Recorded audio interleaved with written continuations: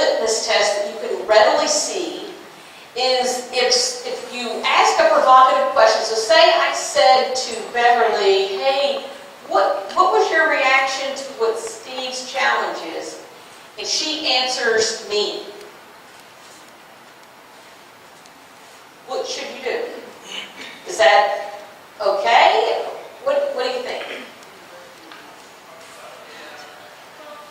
If she answers you, then you can actually get them to start understanding what a coach versus a reporter is in that situation. Just say, okay, I understand, but how would you phrase that? Phrase that to Steve and tell him in your words, with your response, and get more information. Yes, so you're making the connection. It also, from a kind of a subtle way, is look at people's eye contact when they talk. Think about the last group you were in, and if the person that you were working with or the group, they just looked at you. It's a great way to kind of just real briefly notice as a coach, I need to get them looking at everyone. Because once the connection and the bonding happens, it happens naturally. You think about when you're having dinner with your family. You're not looking at, well, you maybe if you had a fight, but you're looking at everybody when you talk. And so part of this is it's a way for you very easily to understand where people are, where they're at in their comfort level. So a regular cadence, a minimum of 3 to 6 months would be certainly a good recommendation. It's hard to get people in today's world to do longer than that. But what I have found with a couple of groups that I have done is that they make the decision to keep going. Because it's just too good. When you're getting something out of it, you don't have to sell it. It kind of happens organically for you. So that's kind of a little bit of that's on some level, that is a good way to give to you a feedback that you're doing well. Whenever I was a therapist, I had been working with, I was pretty young, I was working with this particular couple. I was probably about 30, 31, no, I was like 28, 29. And I had been working with them. I really, really worked hard with them. And at the end of their time, they came in, they're ready to get a divorce, they're trying to figure out how they're going to split everything up. This is back before mediation and arbitration was a big deal. And so I worked with them for probably about 6 months. They decided to stay together. And the last session, they're walking out of the building, holding hands, and I turned to my supervisor. I was in my practicum. I turned to my supervisor and I said, you know what? They didn't even tell me thank you. He said, that's the best compliment, because they think they did it. And they did it. I have never forgotten that. That when they believe they did it, that's all you need, really. And so on some level, from a standpoint of group, the group at some point begins to kind of take over. And the coach's role in the process is really to hold the container for the structure and the process, but you're really stepping back, and they almost forget you're there. You're not there, you're still picking up on everything, but that's the beauty. And those nuances begin to let you know when the group is beginning to form, and you're really it's providing that.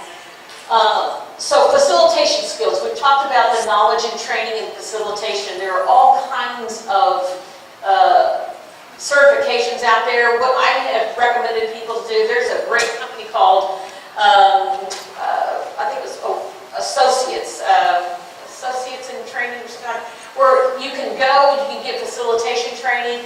If you have to do your continuing education, think about, and you really are interested in team and group coaching, having something like this under your belt will not only help you in group and team coaching, it will actually help you with individual. Because I have a pretty strong personality, and there are sometimes whenever I'm coaching individuals that I have to really watch myself to stay in asking and not telling. Especially if part of, like me, if a lot of you are, part of what you do as a consultant is you are constantly giving folks advice. So switching between those two sometimes can bleed over. So one of the things that I have really had to train myself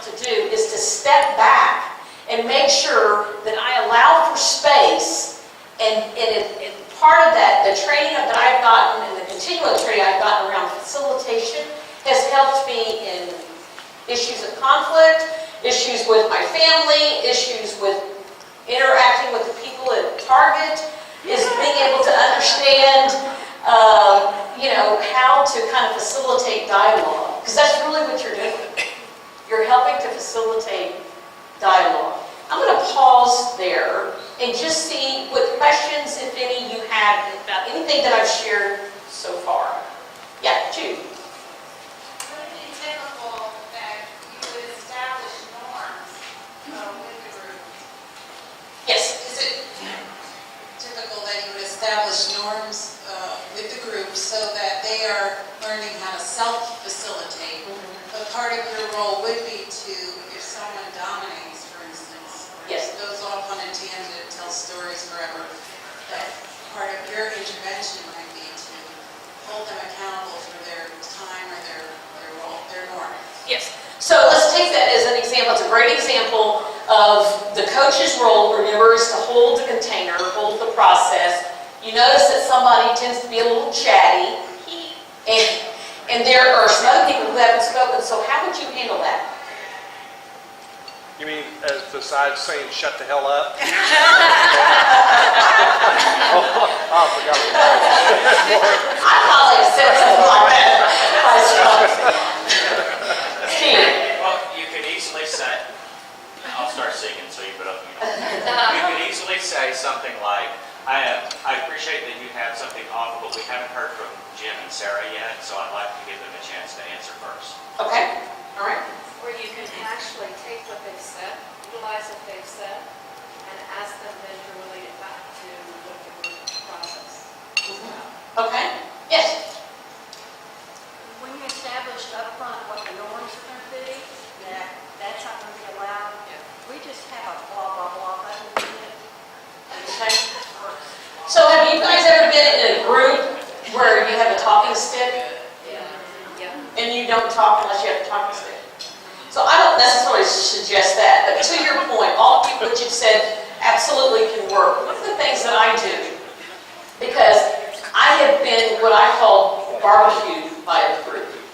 So it's very normal for a group to kind of, if they've not taken responsibility, not so much with professionals, but if you've taken a group and they somehow will kind of turn on you, or you feel like you're in the spotlight, is that gives you an indication the group has not picked it up, they've not owned it. So one of the things that I do when someone tends to be really chatty and kind of hogging the airtime is I will say something pretty provocative like, Steve has really been talking a lot. I'm wondering what the group thinks about that. What does that do? What does that do? Makes it their group's problem. Absolutely. Say that again, Steve. It makes it the group's problem. And that's where, and you have to, it's an art. So I didn't come out the box with that. I think after several times of going away from a group going, man, I just feel yucky. I feel like they kind of piled on. That gives you an indication that you need to kind of course correct. It's not a train wreck. It just gives you a flag. Hey, the group's not owning it. And so anytime, just like what you do in individual coaching, if a person is coming on to you and wants you to kind of solve their problems. I've got 2 clients right now at the executive level that are mad at me if I don't solve the problem. So can I get a witness? So part of what you're doing throughout the process, much to what Jude talked about, is you're basically kind of training them how to be a group. And what I think is one of the biggest challenges that coaches and really group facilitators do is they take on the responsibility. How many times have you done that as a beginning coach where you took on the responsibility and you were carrying the load and you thought something is wrong with this? So it forces you, because it's uncomfortable for you, which is an indication of flag, that you've got to give it back to them. But quite frankly, a lot of them don't know how to do it. So there is an element of education and didactic pieces that have to be at play. Yes? Pam, sometimes group coaching comes from having the facilitated a workshop of some kind where you are coming in as the expert, and then you do group coaching. And so when those opportunities come for the group to ask you for your expertise, what do you do? Okay, great question. What do you do? So the question was, just so that you could, here, is that you've done a workshop. I'm in a situation like this right now. I did a workshop on Monday with the group of about 30. What was the outbirth of that workshop was what is naturally is group coaching. The person who was my primary client that hired me, basically, when I said group coaching, I said, oh, well, what we could do for these folks that are interested in a follow-up is maybe do a couple of sessions of group coaching. She said, what's that? So part of what you're doing, I think, consistently is training. But you have a situation where it's a natural outbirth of the workshop that forms, which is beautiful. It's goodness, right? That you've got 5 or 6 people who are interested in moving forward. What did you do to kind of shift that to her point? Okay, I'll start trying. To your question, I've had that happen before, and sometimes I'll say, well, you know, let's talk about what this group process is all about, and then go through a definition of it. I'll ask them what they think it is, so there's any assumptions coming in, we get those out on the table, and then we can clarify those if they're erroneous assumptions. The other thing I would say is, some of you have asked for more consulting expertise, some of the teaching points that we talked about in the workshop. I'll be happy to talk to you about that after the session or online in a different session. But for this time, we want to devote it to you, and it's your process, and you need to decide your operating norms. Yes. And what's interesting is very good. So what happens, though, a lot of times is when you've given it back to them, you block the ball back into their court. What happens? Huh? They answer each other. They begin to answer each other. They begin to answer each other, but a lot of times initially they just stare at you like, you just abandoned me. Yeah. Or you'll hear crickets on the phone. Because people naturally, especially if you've been in corporate America, you've been in work, in organizations of any kind, you're kind of used to the Pavlov dog thing where, you know, the coach says something and you respond. It's like this tennis match. So part of what you're constantly doing, especially in the beginning, is you're saying, okay, what's the group think about that? But what I have found is that the coach needs to be comfortable with that themselves. Because what may happen if you say, what does the group think about that? What can happen? Silence. Get off track. They get off track. And so instead of trying to go there, what I find is that a lot of times coaches will try to positively manipulate, maybe is the word, just because of their own comfort level versus what really needs to happen for the group. Was there a hand over here? Okay. All right. Any other? We'll keep going because I want to be conscious of time. I know we've just got a few more minutes. So organization, this is back to kind of Jude's comment around you really have to structure it. And part of what you're doing is you are kind of the champion of the process and of the structure. So that means in the beginning, before you start really getting into issues, is you set it up real strong. And you even put stuff in there. What are we going to do whenever a member talks too much? You put it back into the group. And from your experience and from what you know the dynamics of the group, you can basically set that up at the very beginning of how it's going to happen. What I found is that people will go naturally into increases trust if they don't have unanswered questions. So people criticize what they don't understand.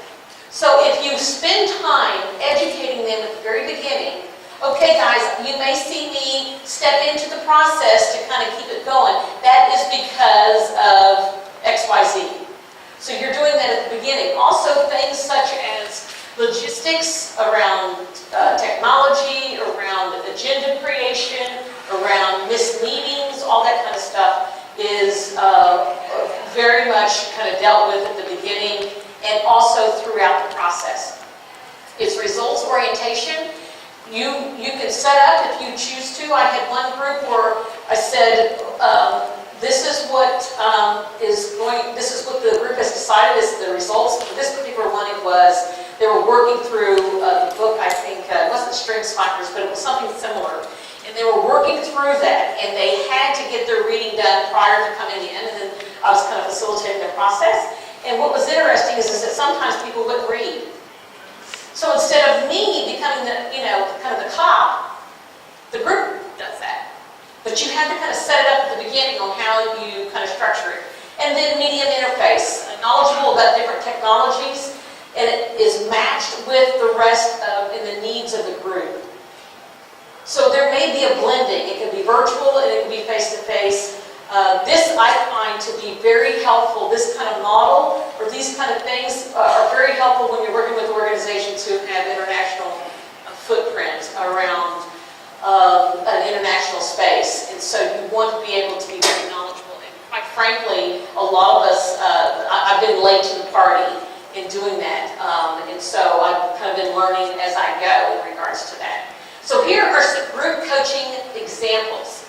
As we begin to kind of wrap up here, the job transition. So job transition, I have a group going on right now that is basically for those in transition. I've had several of these groups. They tend to be a lower cost, but they're wonderful for folks in transition that want the accountability, that want some coaching. Because, especially if you are a sole practitioner or you're in a job, it's very easy for you to drink your own bathwater. And so this is an opportunity for people to do that. Entrepreneurs, a lot of the research that I did were people who were forming small businesses, very much like what we have here. I would love nothing better to have an outburst of this group of folks that are just getting together, talking about small businesses. I could benefit because you want to be held accountable and you want to be able to keep moving forward. Business development, physician leaders, for those of you who are in healthcare, who work in healthcare, believe it or not, I have found this to be very effective. I've got a couple of them right now that are young physicians, but the parent company of which they work for they're on a trajectory to become the medical director of the practices or the particular organization. And so getting them together to just, again, provide some real good coaching to them in a group, because MDs tend to think that, you've got to be an MD. And so it's a wonderful opportunity for that. Of course, all of your life coaching topics that you may happen as far as health-related, losing weight, cancer, all those kind of things, but you need to have that accountability and the action orientation that really comes very helpful with coaching. That is helpful. And those that are in a relationship challenge, again, all of these are very applicable in my opinion, and it just has wonderful, just like we've demonstrated hopefully here, the collective wisdom that's in this room is really the power, in my opinion, of this talk. Because you guys have done it, you have had good things, good successes that have happened, and things that you would like to do differently. So leveraging that is very important. And then those with a common challenge. So I'm just going to kind of go through these pretty quickly. We've kind of talked about them, but I see that this can have an organizational impact. People ask me all the time, can I do group in an organization? Where it works the best, I think, is whenever there are regional offices or it's a global organization. It's a little bit more challenging because people in organizations, especially now if you're over 40, tend to they have a wee bit of paranoia that the shoe's going to fall and it's going to be on them. Or, so I have to, I do a lot of team coaching that a natural outbirth of those that are not real connected, they don't report to the same vertical. This is a wonderful opportunity. It's very cost effective for organizations. To me, it's a natural. This group I was with on Monday doesn't really have a whole lot of a budget, but if you create value in some other aspect, you will find this is much more of an easier sell because it's cost effective. And to me, it can be actually more powerful than individual, and the person can develop quicker as a result of that. So this is just as we kind of wrap up, continuing the dialogue. The runway is long for us in regards, in my opinion, in the coaching community. We're just learning. And so the more empirical research that can be done, the better. And I'm still involved in some coaching research because I really have a passion for strengthening the discipline. And so into validating it as a viable coaching methodology. Through facilitation, the importance of that, and how your skill as a facilitator can naturally bleed over into other parts of what you're doing. And then, of course, the leadership development. For those of you who kind of do wear a couple different hats where you're doing leadership development and coaching and consulting, this is a natural kind of, this body of work sits in that space, I would say, because you're probably doing forms of this more so than you know. So these are some of the companies that I have done it with, just to let you know that it's very applicable in the market. Some of the places I worked as a full-time, and so I was able to kind of do a variation of targeting group, and then those that I have worked with specifically as it relates to the work that they're doing. And so, as I wrap up, what questions do you have? Any comments? Yes, sir.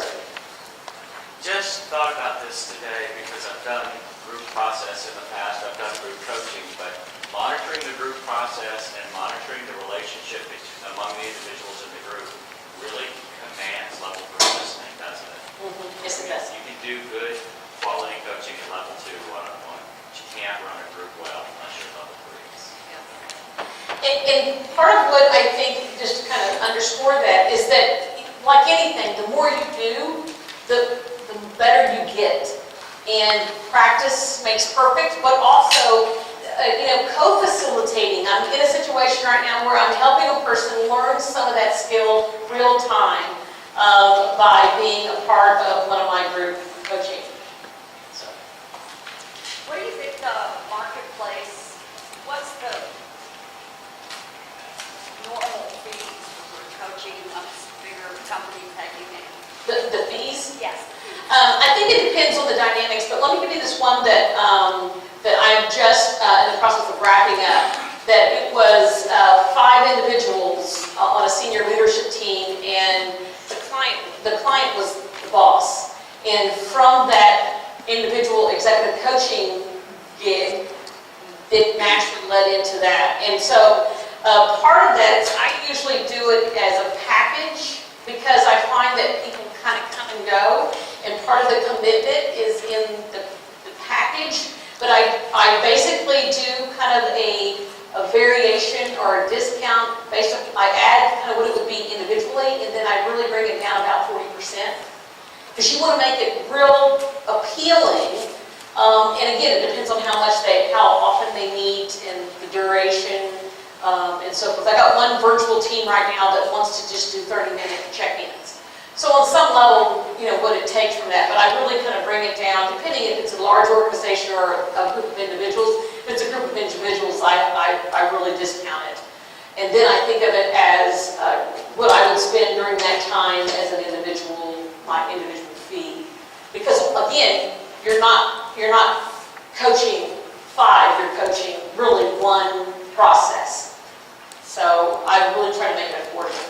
Yes? On the group that you mentioned earlier where you had 30 people and then they bought the group coaching, did you break that down into 5 or 6, no more than 8? You know what I did, but this happens to be a not-for-profit, and so what I did is I said, and I wouldn't recommend this, but what can your budget? Because they hadn't budgeted it, and I said, I start there. What do you feel like you can, this is what my normal fee is. What's your budget? Because part of it is, and you guys know this, is as a small business, part of what you want to do is create value. And then so in the beginning, you're creating that value, and you may do things maybe that you wouldn't do if it was a 3-year-old client. So part of that is in that question. Okay, what I was getting at is you had 30 people. You didn't take those 30 all. No, this is probably going to be about, I think she said 7. Okay. Yeah. And so what I always do, as just my particular philosophy, especially if you're working with an entity of any kind, profit or for-profit, I always ask the person that I'm interfacing with to ask the people to pay for it first. They got more skin in the game. There is definitely some nuances when somebody's writing a check for you versus when you've got your own skin in the game. And so it is important. So I always ask that and see where it flies. And it surprised me. Sometimes they'll say, yes, we will, and sometimes they're like, no. So that there is a factor with that as well. Any other questions? Is there ever a situation where somebody in the group wants individual coaching, and how would you handle that? Yes, one of the groups that I'm working with right now, they basically, once they got into the group, they were like, nah, this is not for me. And so we just, we handled it in the group, and so that you provide closure, and then the person does individual then with it. Yeah. And sometimes while I'm coaching somebody individually, I'm saying, you know, you really might benefit from a group coaching. Would you be interested in learning a little bit more about it? And so it really, again, it's very client-led, as you guys know, and so you're really kind of paying real close attention to what would be the most beneficial. And I have found, I do a lot of work with executives that are very difficult to move down the path, so to speak, in regards to engagement. And so sometimes this has kind of dislodged it, being a part of it, if they're open to exploring it. All right, well, I will be around. I've got some stuff in the back that you guys can check out. And I'll look forward to seeing those in the workshop. Thank you.